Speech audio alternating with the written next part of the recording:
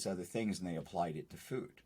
Now, let me give you a concrete example that doesn't make sense at first because you go, why would they do that? So let's talk about high fructose corn syrup and soda, sugar sweetened beverages. So normally, if you have table sugar, 50% of table sugar is a disaccharide. So 50% of table sugar is glucose and 50% of table sugar is fructose. It seems reasonable. Glucose is the thing that we normally think about as sugar, but table sugar is both. It's fructose and glucose. We historically think that people might overdose or overuse sugar. And we know in rat studies that rats prefer sugar over cocaine as in terms of water.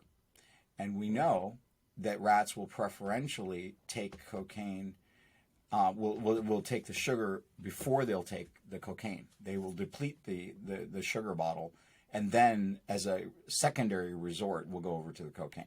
They like the sugar much better.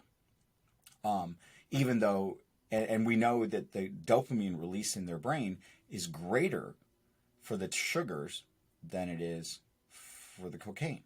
We've done studies on the nucleus accumbens. And you can measure the dopamine in their brain and the release, and you can look at their behavior, and you can see that these rats like this sugar better than cocaine.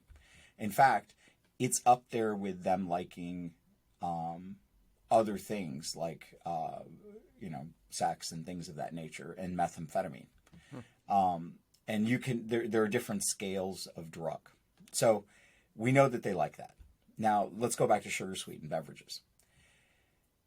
If I was making a sugar sweetened beverage, I would use a sugar. I'd put it in there and it'd be 50% fructose and 50% glucose. But that's not what it is. They use sugar sweetened beverages and they use high fructose corn syrup.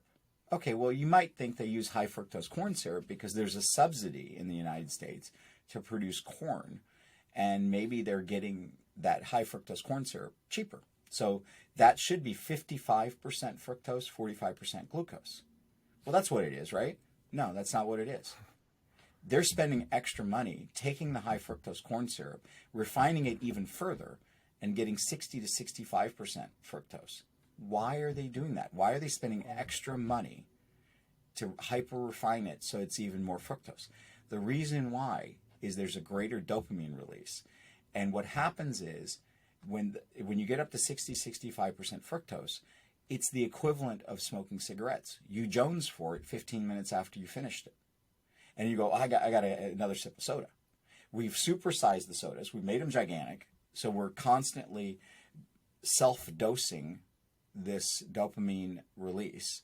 And then we're looking around for our next dopamine hit because all of a sudden we've jonesed. We've gone into withdrawal from a fructose withdrawal, and which was activating our dopamine. And the companies know that. So they've spent extra money just to give us that extra fructose. A similar